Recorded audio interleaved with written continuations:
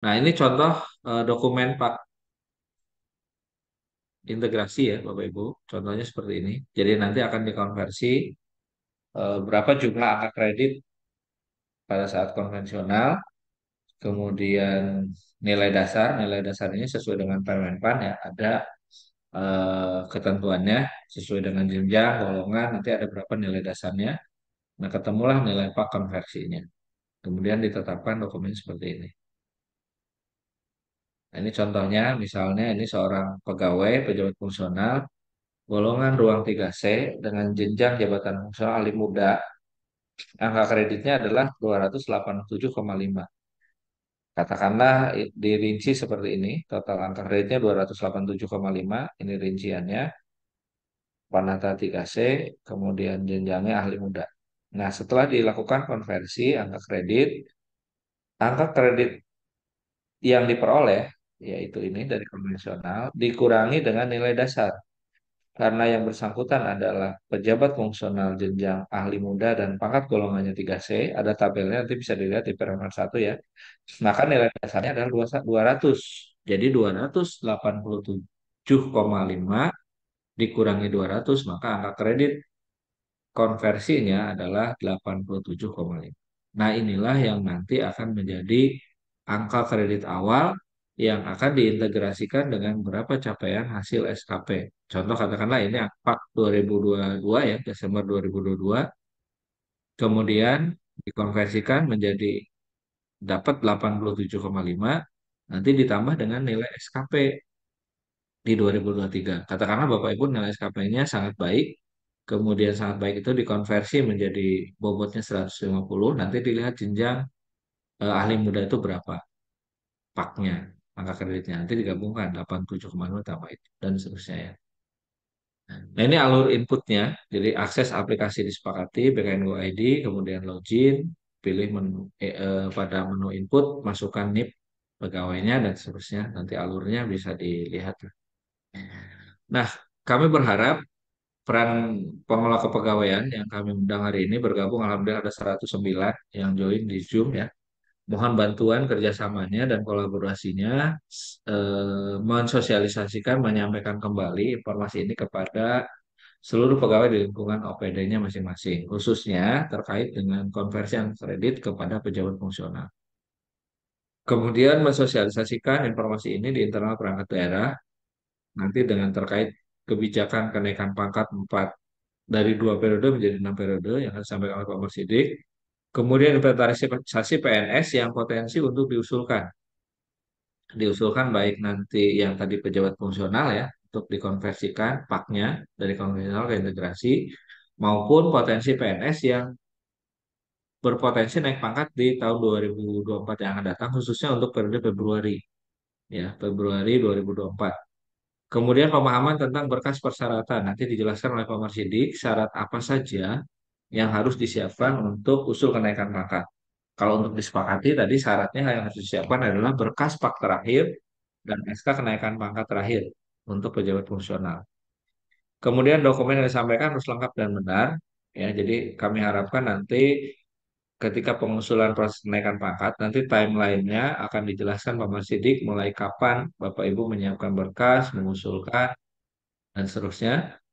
Dokumen tersebut disampaikan secara lengkap sehingga tidak bolak-balik ya proses verifikasi, kemudian kita kembalikan lagi, kita nunggu lagi dan seterusnya. Ini akan memakan waktu dan kita bekerja dengan waktu juga untuk tadi target tepat gaji dan tepat waktu. Apalagi sekarang pada kenaikan pangkat per 2 bulan, jadi sangat singkat sekali ya.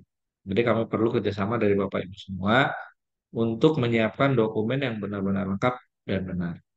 Kemudian penyampaian usul kenaikan pangkat tadi tepat waktu sesuai dengan nanti timeline waktu yang akan dijelaskan oleh Pak Masili.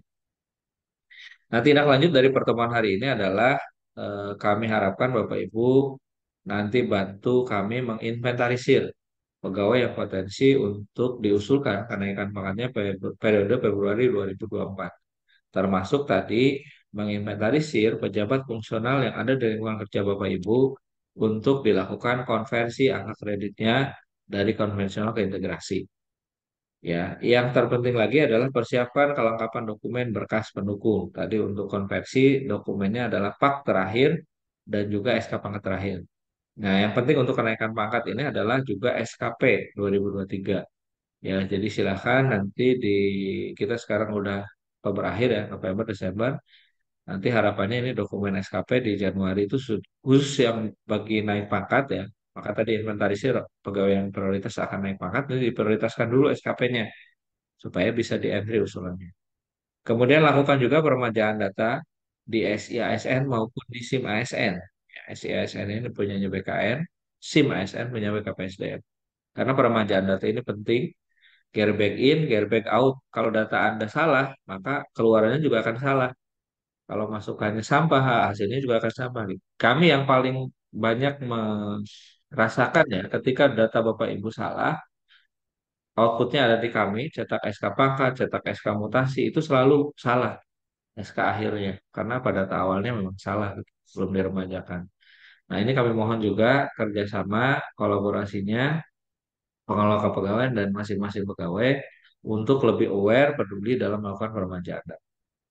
Dan menyampaikan informasi ini kepada pejabat fungsional atau pegawai lain di lingkungan OPD-nya masing-masing. Nah, terakhir, ini selain terakhir nih, apa sih angka kredit ini hubungannya dengan kenaikan pangkat dan karir pejabat fungsional? Bahwa perolehan angka kredit ketika sudah memenuhi syarat untuk diusulkan kenaikan pangkat, maka ini nanti menjadi salah satu syarat untuk pengusulan kenaikan pangkat pegawai, sehingga pegawai bisa mengajukan kenaikan pangkat. Kemudian dengan naik pangkat, maka akan ada peningkatan kesejahteraan pegawai tersebut dari sisi gaji maupun tunjangan. Dan dari kenaikan pangkat ini menjadi satu peluang untuk pengembangan karir. Kalau fungsional berarti bisa naik jenjang, kalau tadinya jenjang pertama ke muda, muda ke madya dan seterusnya. Ya. Kemudian juga pengembangan karir mungkin tadi misalnya ketika pangkatnya sudah 3B minimal bisa menduduki eselon 4 ya dan seterusnya untuk naik pejabat struktural dan lain-lain ya. Jadi angka kredit ini menjadi hal yang penting untuk pengembangan karir kerja fungsional. Kami mohon bantuan Bapak Ibu pengelola kepegawaian untuk bantu mensosialisasikan kepada pejabat fungsional lingkungan kerjanya, khususnya untuk proses penting sekarang ini yaitu proses konversi angka kredit konvensional ke angka kredit integrasi. Karena ini hanya terjadi hari ini ya, hanya terjadi di akhir tahun ini. Ke depan sudah tidak ada lagi aplikasi disepakati, sudah tidak pakai lagi konversi karena sudah mengacu pada SKP.